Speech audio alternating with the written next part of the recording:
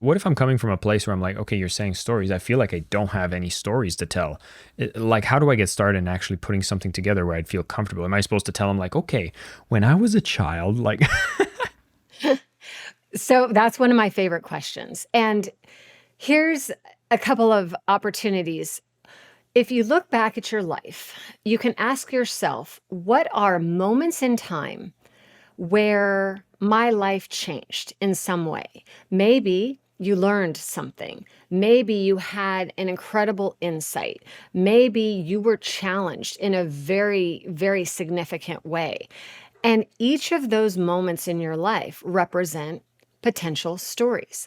And so I can look back through my life and I can take any section of my life, whether it was childhood or my college or graduate work, or I can take sports, or I can take anything I want. And I can look at all of the moments in time where I have a really strong memory, and that's a good key for you is to think of, "Oh, yeah, yeah, wow, I learned a lesson the hard way that time," or, "Wow, I really messed up over here."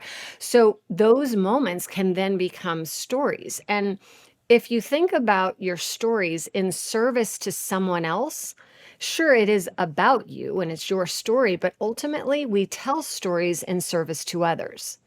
And so if you reframe your story as a gift to someone else, then that lesson you learned becomes something that they can take and make their own in their own way. And so this can become a wonderful way to look at not only do you have one story, you have a plethora of stories throughout your entire life. And I like to recommend everyone have what I call a story arsenal, which is one place that you put all your stories. So instead of a sticky note here, there, and everywhere, and a page here, and written down on a piece of paper there, why not have one place? And every single story that you remember goes into this one story arsenal. That way, if you have an opportunity to speak, great, grab a story. If you have an opportunity to be on a podcast, grab a story. If you have an opportunity to do a job interview, grab a story. And having everything in one place gives you a really fast way to go through your inventory and say, this one's going to really land. And I'm on purpose with my story. yeah, I'm glad you're sharing all of these because these are all things I also bring into my own life. Because, well, to be honest, my inventory of stories is really what allows me to continuously speak and do some talks and relate it to some points. But I want to ask about this fine line in storytelling because I remember times where I've had a speaker go on stage and all they did was share stories and he finished and I was like, that was the best talk ever. But I'm like, he probably just made one or two points, but all of the stories were fantastic, entertaining. We were laughing. That was awesome. I've also been to a networking event where there was that one person, and I feel like we've all had that experience with that one person who just started talking about themselves, stories, and they were the most annoying, time draining, and you had like, your feet kind of out of the conversation to show body language that you want to get out of Yes. there. And I'm trying to understand, like, how do I know the difference so I can be like that speaker that really made it amazing, as opposed to feeling like storytelling, I'll be that annoying person. Sure. And what I would say there is story on purpose. Because let's face it, we've all been in those situations, right? The feet pointing towards the door. I've been there. Oh my gosh. And whether it's a family member or it's in a business setting. And so what we want to do as storytellers, because we all are storytellers. If you think about it, we are storytellers. We have stories. Every moment in your life where something happens, that can be a story. So we have an opportunity to really refine these stories and be even better storytellers. And so if we know our audience, one question you can ask is, what do they need? How can I connect with this audience? So I'll give you a couple of examples. Let's say sometimes I speak in front of military audiences, and I have a story about a time in college where I had a moped versus cement truck accident.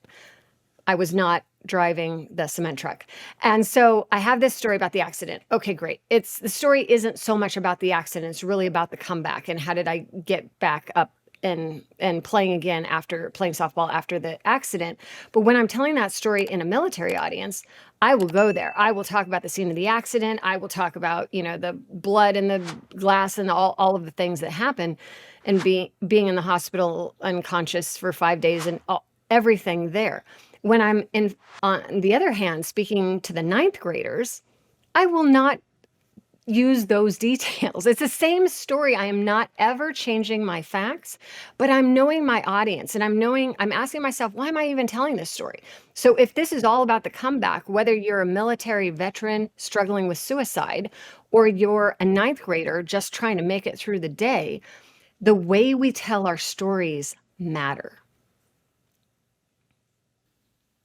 I definitely have to modify a lot of the stories whenever I'm making the talks, and having the fact that it's a story makes it so easy because it's based on my memory, and I'll adjust it for time and then adjust it for the audience, I think is key. But I think there might be this false assumption that, once I've written down my story and then I go to the group, that my story is going to land. And I'd be curious if it's happened where you've tested a story and then you realize that, oh my God, it actually didn't land with this group. And how did you adjust from that? Because I know I've tested some material and it doesn't go as planned in my head, where I was like, yeah, everybody will love that story. And I've had silent cricket moments. And is that to be expected? Yes, and see, my improv is showing up here.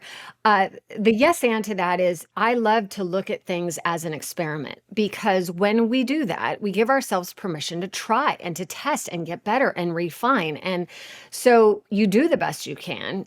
You take your best shot and really study your audience, know who's going to be in the room.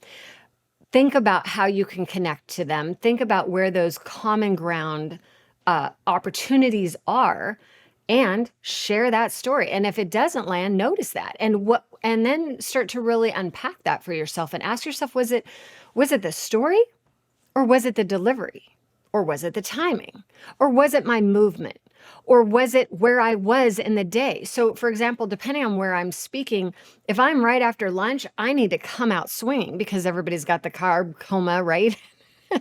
And so I've got to wake the audience the F up and bring it, as opposed to if I'm, starting off the day where everybody's hot and bothered and all excited, and, so I can adjust my stories. So I would say that, it really does depend on where you are, when you are, who you're in front of, all of these things. And the more that you refine it, just like, let's think about comedians, right? Comedians, stand-up comedians, they're always refining, testing, refining. Some jokes do not land. Other jokes kill it. And the same joke will land in one city and not in another. Why is that? Different audiences, different timing, different people. It goes back to how you open this, the practice, the training, the testing, and it's so underrated. Thank you so much for listening to the Selling with Love podcast. We have some previous episodes you can tune into right here. And if you prefer the short form content where you get to the point in under 10 minutes, we do have a ton of clips from our best episodes that are being shared on this channel as well. So pick which one supports you the most. And of course, thank you for liking, subscribing, and of course, selling with love.